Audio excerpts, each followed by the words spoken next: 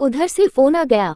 उधर से आवाज आए, आप कौन बोल रहे हैं? क्या आप बताएंगे कि यह मोबाइल फोन आपको कब, कहां और कैसे मिला? मैंने बिना किसी लाग लपेट के साफ साफ सब कुछ बता दिया। मैडम, ये फोन एक शाम को मुझे रास्ते में पड़ा मिला था। मैं बाजार जा रहा था, तभी रोड पर मुझे ये पड़ा मिला। तो जब आपको ये फोन पड़ा मिला तो क्या आपने इसके मालिक को खोजने की तकलीफ उठाई? उसके सीधे से सवाल का मैंने भी सीधा सा जवाब दिया था, नहीं मैडम, मैंने सोचा कि जिसका फोन होगा वह खुद ही फोन करके पता करेगा। इस बार मेरे जवाब के बाद उसने बस यही कहा था, अच्छा कोई बात नहीं, और तुरंत फोन रख दिया था। उसके फोन रखने के बाद मैं भी इस बात को यही भूल गया था और अपनी पढ़ाई में मशगूल हो गया था। मैं यही शहर में रहकर पढ़ाई करता था और विभिन्न प्रतियोगी परीक्षाएं देता था। इस वजह से मैं अपने आप में ही मस्त रहने वाला जीव था। लेकिन यह मेरी भूल थी, क्योंकि उस फोन वाली लड़की ने मेरा सब कुछ बदल डाला था। मोबाइल फोन की खोजबीन से चालू हुआ ये सिलसिला आगे बढ़ गया था। धीरे धीरे हम दोनों में बातें होने लगी। उस लड़की का नाम रजनी था। वह एक स्कूल में पढ़ाती थी। वह शिक्षित रोजगार थी और मैं बेरोजगार, स्वमहीन भावना से घिरा हुआ था। लेकिन उसके प्यार ने मुझ में आत्मविश्वास पैदा कर दिया था। वह मुझे हमेशा पढ़ाई करते रहने की सलाह देती थी। अक्सर बातों ही बातों में हम एक दूसरे को प्यार भरी बातों में सराबोर करने लगे थे। लेकिन फिर भी हमने अभी तक एक दूसरे को देखा ना था। इसलिए एक दिन जब मैंने कहा, रजनी मैं तुम्हें जी भर कर देखना चाहता हूँ, तो उसने भी कहा था कि विजय मैं भी तुम्हें न केवल देखना चाहती हूँ बल्कि इस प्यार को रिश्ते में बदलना चाहती हूँ। मतलब मैंने चौंक कर पूछा तो उसने बताया, विजय मैं तुम्हें बेहद प्यार करती हूँ। मैंने तुम्हें देखा जरूर नहीं है, लेकिन मेरे लिए इसकी ज्यादा अहमियत नहीं है। फिर भी मैं केवल इसलिए तुम्हारे पास आना चाहती हूँ कि मैं तुम्हारी गोद में सोना चाहती हूँ। जिस प्यार को मैंने आज तक सिर्फ फोन से महसूस किया है, उसे अब मैं जी भर कर जीना चाहती हूँ। साफ साफ शब्दों में कहूँ तो मैं अब तुम्हारी होना चाहती हूँ जान। तब मैं संभल कर बोला था, हाँ हाँ जान, मैं भी तो ऐसा ही चाहता हूँ। मैंने इस जवाब के अलावा और कुछ भी नहीं कहा था। हम दोनों ने महसूस किया कि हमारा शरीर फोन में बात करते करते इतना प्यार में पिघल जाता था कि फिर हमें कई घंटे उस प्यार की गर्माहट महसूस होती रहती थी। उस वक्त हम दोनों बस यही सोचा करते थे कि काश वह पल आ जाए जब हम आमने सामने हो और हमारे अलावा कोई भी ना हो। मैं अक्सर उसे छुट्टियों में अपने पास बुलाने की जिद करता था तो वह कहती थी कि वह छुट्टियों में कतई मेरे पास नहीं आएगी,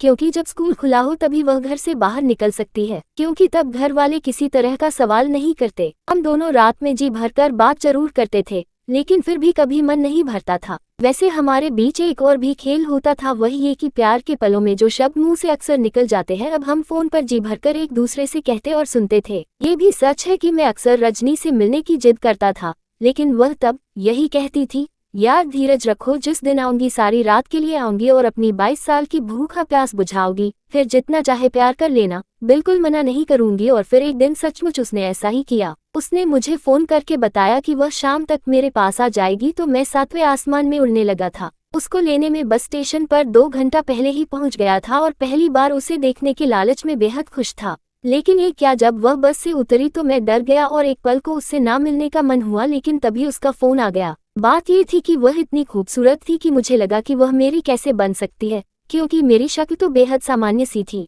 लेकिन यह मेरा केवल भ्रम था। जब मैंने उसका फोन उठाया तो वह हड़बड़ा सी बोली, विजय तुम कहाँ हो, जल्दी आ जाओ, मैं तुम्हारे पास आना चाहती हूँ। और फिर मैं उसके सामने जा पहुंचा। मैंने उसे तुरंत ही अपनी मोटरसाइकिल पर बिठा लिया और बिना बोले चल दिया। कमरा खोलकर मैंने उससे बैठने को कहा था, लेकिन मैं बेहद बेचैन था। पहली बात तो वही एक लड़की थी जो मेरे कमरे में आज पहली बार आई थी। दूसरी बात ये कि अगर किसी को कुछ पता चल जाए तो बदनामी होने का भी बेहद डर था। लेकिन वह सिर्फ पानी के गिलास में अपने होंठ डुबाकर बूंद बूंद पानी पी रही थी, बिना किसी खास हरकत के। काफी देर बाद मैंने उससे कहा, चाय पियोगी?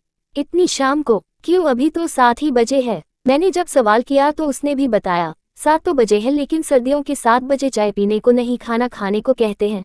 लेकिन मुझे खाना नहीं खाना, बस तुमसे एक बात कहनी है। क्या? मैंने उससे पूछा तो उसने कहा, क्या तुम थोड़ी देर के लिए मुझे अकेला छोड़ सकते हो?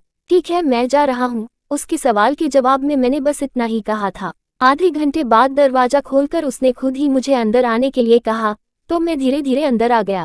अंदर पहुंचकर मैंने जो देखा बस देखता ही रह गया। साड़ी पहनकर रजनी दुल्हन का पूरा श्रृंगार किए घूंघट में खड़ी थी। मुझसे जब रहा ना गया तो मैंने घूंघट उठाकर देखा। वह बिल्कुल सुहाग रात में सजी दुल्हन सी लग रही थी। मुझे देखकर वह नजरें नीची करके बोली, विजय मैं तुम्हारी दुल्हन बनना चाहती हूँ, क्या तुम मेरी मांग में ये सिंदूर सजाओगे? इतना कहकर उसने सिंदूर की डब्बी मेरी तरफ बढ़ाई। मैंने तुरंत उसके हाथ से वह डिब्बी ले ली और सिंदूर निकाल कर कहा, मैं तुम्हें अपनी दुल्हन स्वीकार करता हूँ। और फिर इतना कहकर मैंने उसकी मांग सजा दी। फिर हमने पूरी रात सुहाग रात मनाई थी। उसके बदन को मैंने जी भर के किया था, उसके सीने की गोलायां, उसके होठ, उसका सारा बदन मैंने चुंबन से गीला कर दिया था। वह मुझसे इस तरह लिपट जाती थी जैसे कोई तड़पती हुई मछली पानी की धार से लिपटती है। हमने उस रात शायद अपनी पूरी जिंदगी जी ली थी, लेकिन चूंकि उसे सुबह निकलना भी था इसलिए मन को मारकर मैं कमरे से बाहर निकल आया और उसे बस स्टैंड पर छोड़कर मैं उदास मन से वापस कमरे में लौट आया। लेकिन कुछ दिन बाद ही अचानक उसने मुझसे बात करना बंद कर दिया। मेरी समझ में नहीं आ रहा था अचानक ऐसा क्या हो गया जिसकी वजह से उसने मुझसे बातें करना बंद कर दिया। तब से लेकर आज तक मैं उससे बात करने को तरसता हूँ। मैं जब भी फोन लगाता हूँ मुझे कोई जवाब नहीं मिलता। मैंने तमाम मैसेज कर डाले, हजारों बार फोन किया, लेकिन वह नहीं मिली। मैं आज भी उसकी याद में तड़पता हूँ, उसे अपनी तड़प, अपनी बेताबी मैं किसी भी कीमत पर बताना चाहता हूँ।